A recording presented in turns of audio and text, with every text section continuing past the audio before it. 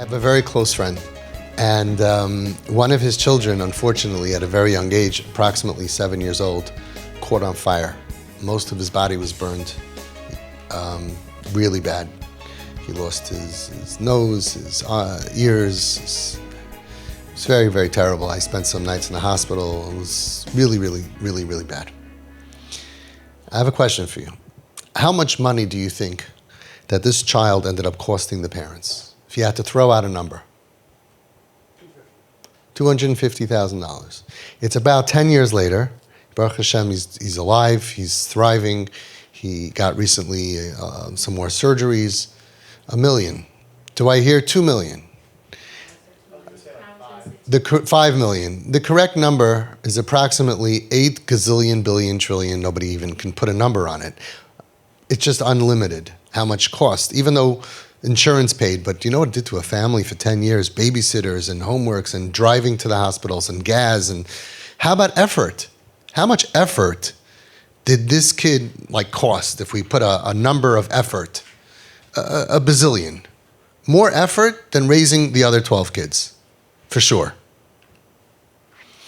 And what about the other kids?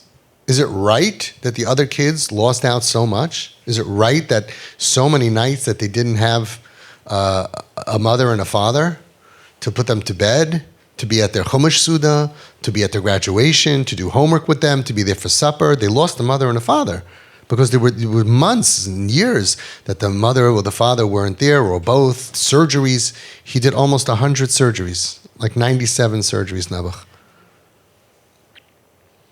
Till he was able to walk, his hand, I remember he was driving a bike and they put a brace that his hand had to be out so the skin doesn't, I don't want to get graphic, it's not pleasant, right? It was endless. It was the biggest tzara in the world. What about the other kids? Did the other kids suffer? Yes. Did they lose out? Yes. You know what's interesting? Nobody ever told him to stop being there for him at the expense of the other children. Nobody ever went and said, all your savings and collecting $1 million or $2 million and such a burden for one kid? Leave him in the hospital. You're not there for your other children? You're going to have 12 Yisayimim. That's not fair. Not fair. Leave him in the hospital. And you're not even the doctor. Pick him up in a couple of months when he's ready. You'll pick him up. You go visit him once a month, maybe once a week. You have to stay by the bed, so when he wakes up from the surgery, the first thing he should see is mommy? Why? You're not the doctor. You're not doing anything. You're just emotional support. You're losing emotional support of the other children. Nobody told them that.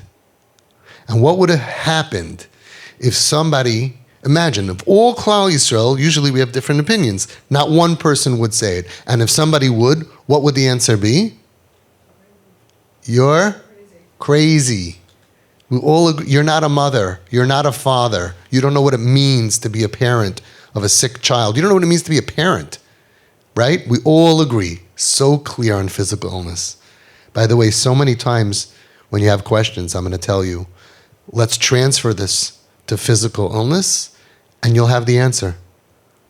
The dedication, the money, the other kids losing out. Look what we're talking about. This is physical illness. We have kids dying. Drugs can kill. Suicide can kill. They are in physical danger. What's the difference if it's cancer or if it's depression or whatever, PTSD or whatever it is? Plus, we're dealing with ruchnius. We're dealing with nitzchias. People are crying about Olam Haba. So, alachas kama v'kama, that we're ready to give up. But what about the other kids? It's not a question, right? Physical is so clear. It's so clear. And yet we have parents who go ahead, and when it comes to this, their brothers, their sisters, their aunts, the uncles, the grandparents say, how much vifala deshir? How much are you supposed to sacrifice for one kid? How much are the other kids supposed to lose for one kid? Isn't it interesting, right? How do you divide your love among your 4 children? So she says, I don't divide it, I multiply it. There's a very interesting thing that my friend Reb Blazer told me. As he was going through this terrible tsar of watching your kid in pain, which is terrible, and your whole life is turned upside down. You're sleeping on chairs in waiting rooms, right? You're eating just the Bikur Cholim food, which is quite good, by the way, but, not on a permanent basis. He said a friend of his told him, remember, the mishaberach that they make in shul is for your son, not for you. At the end of the day, as much pain as you're in, you still have a life. You still have so much. But for your child, it's his entire being.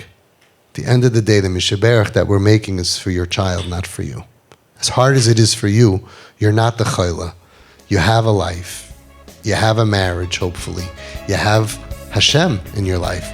You have a job. You have friends. You have. But for your child, it's their entire being that's in danger.